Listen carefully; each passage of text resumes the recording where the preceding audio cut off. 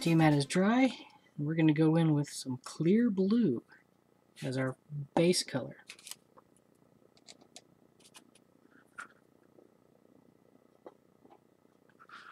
And I'm hoping that this will go over the blue liner really well.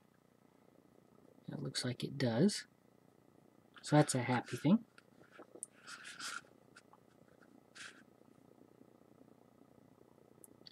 I've kind of decided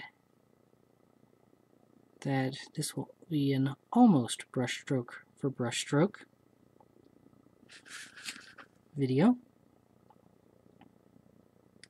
I'm not going to concern myself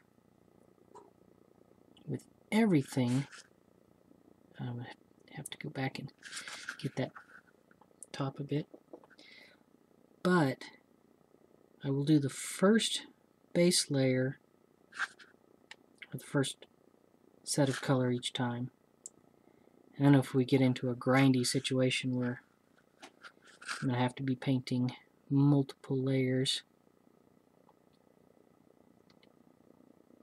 then I will do those off camera.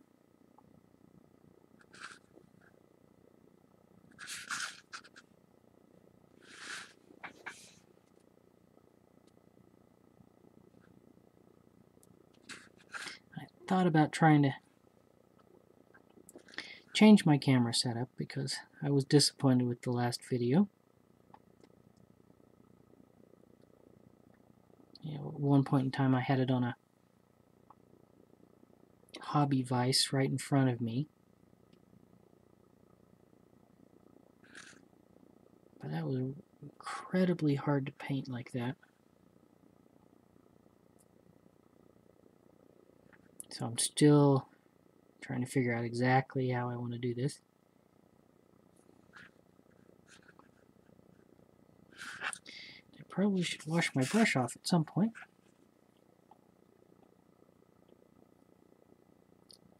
Just because the paint is getting, well, not just because, but the paint is getting pretty thick here.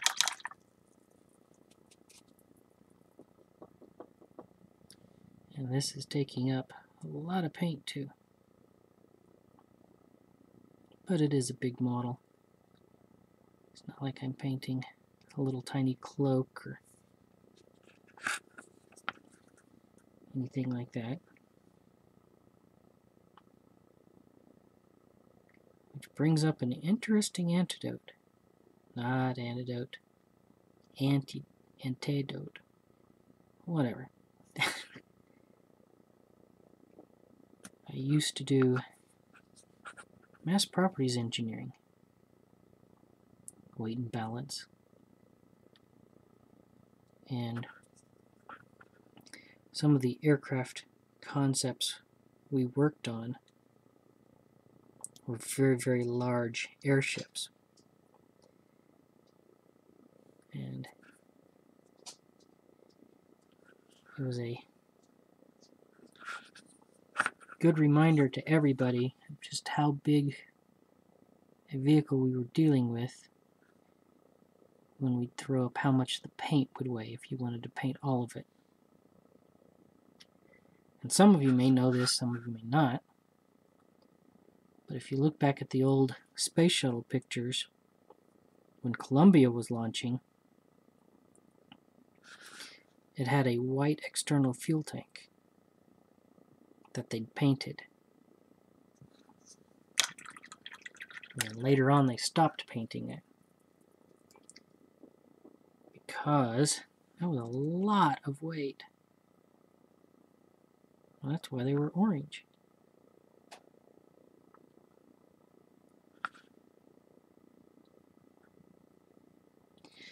Now it's kind of showing through a little bit in spots, but I'm not entirely unhappy with that, especially around these little jets or whatever they are. I'm already running out of paint on my palette here.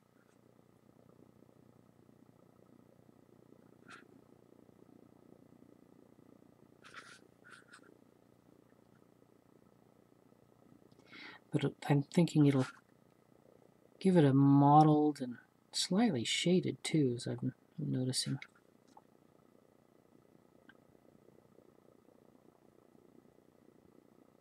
I think that blue liner seems to have quite a bit of black in it. How much? Plus, I just realized I did not take this apart, but it's not glued together yet. So, depending on how well I am able to get into all these little nooks and crannies, we'll see what I wind up eventually doing.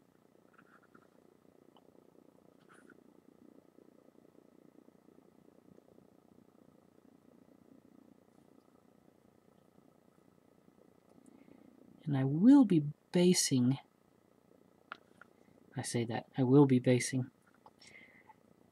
this figure on this series. I haven't quite figured out what I would like to do. A marshland, beach, some forest thing.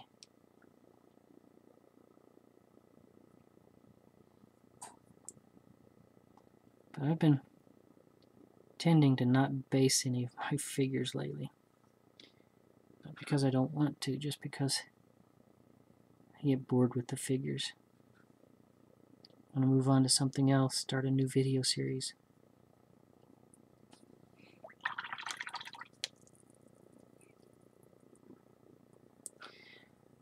But I think these kind of need based.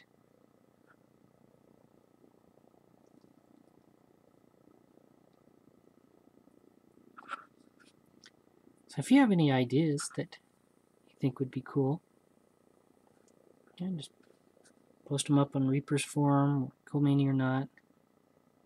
Putting the work in progress videos and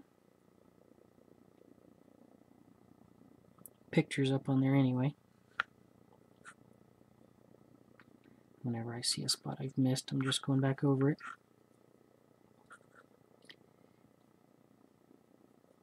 I was looking at this side's almost dry again. So in theory, I could do a full brushstroke.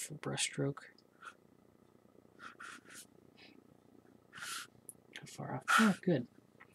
I'm worried a little bit that I was off the screen for a lot of that. But it looks like I'm good.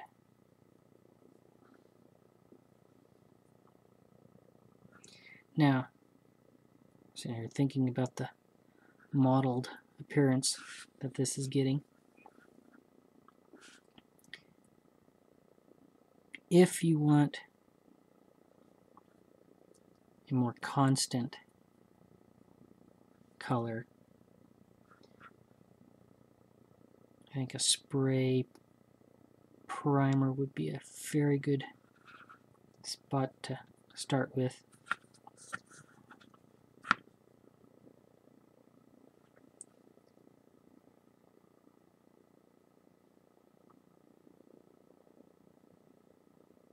And like I said in the first video, I worry about the acetone. Some people have said, oh yeah, just hit it with some matte spray and it works out just fine and you don't have to worry about this, and la la la. Problem is I have some orc bones. Well, that orcs done in the bones material that I painted a long time ago. I have to hold it weird. And regardless of which spray paint I used, they're still tacky and sticky. Now maybe that's because I didn't use Tester's Dull Coat or an acetone-free covering spray, but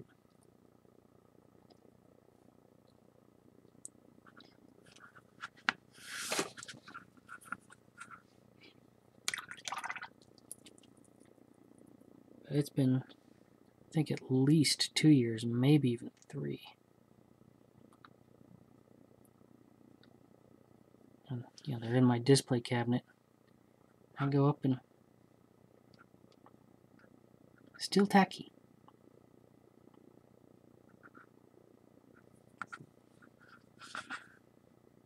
Kind of like 1970s shag carpet.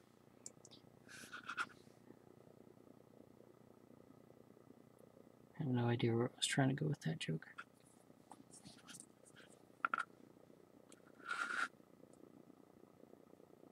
And I do have the focus set on a fixed depth here. I'm only trying to get in between the legs, the back part. That's just not working very well. And let's see, more stuff up there.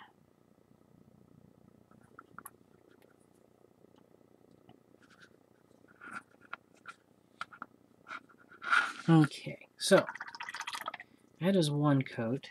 Let me check the time. That took 11 minutes. Well, we'll go ahead and do another drop on the palette here. And we'll just do a second coat, which in theory should be a lot faster. You know, I've been saying I'm only going to use 4 colors on this, but I realize I will probably want to do a wash as well. I'll probably do that in black.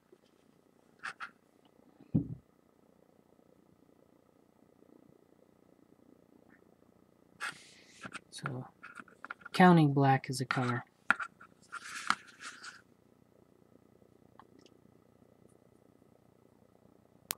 Which, of course, then begs the question, gee, are we going to do any highlighting? Edges? I don't know, don't ask me that. It's not like I come in with this with a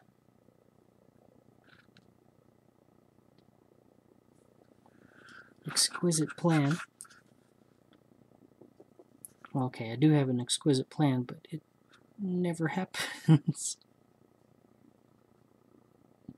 Every mini I start's going to be the best mini I've ever painted. I usually wind up just wishing it would go away. I think I didn't get enough blue liner on that area. Should probably just concentrate on the areas that are light, because I have to wait for that to dry before I can hit that again.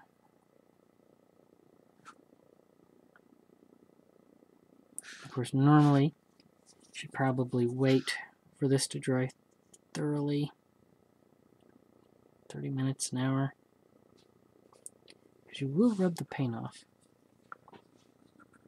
And get some of that inside there. Around the corner.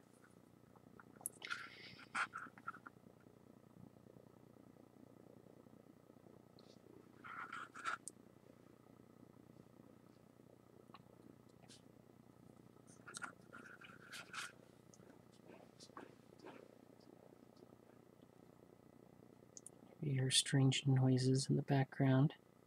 That would be my cat.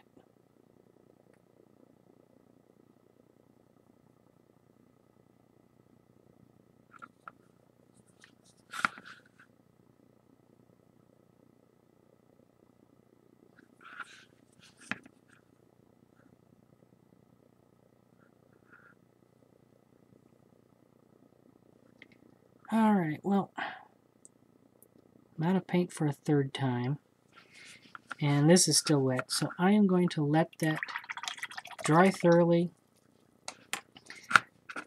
and then I will give it another coat all the way around, and then we'll probably go to the next video. So, thank you for watching. Have a good day.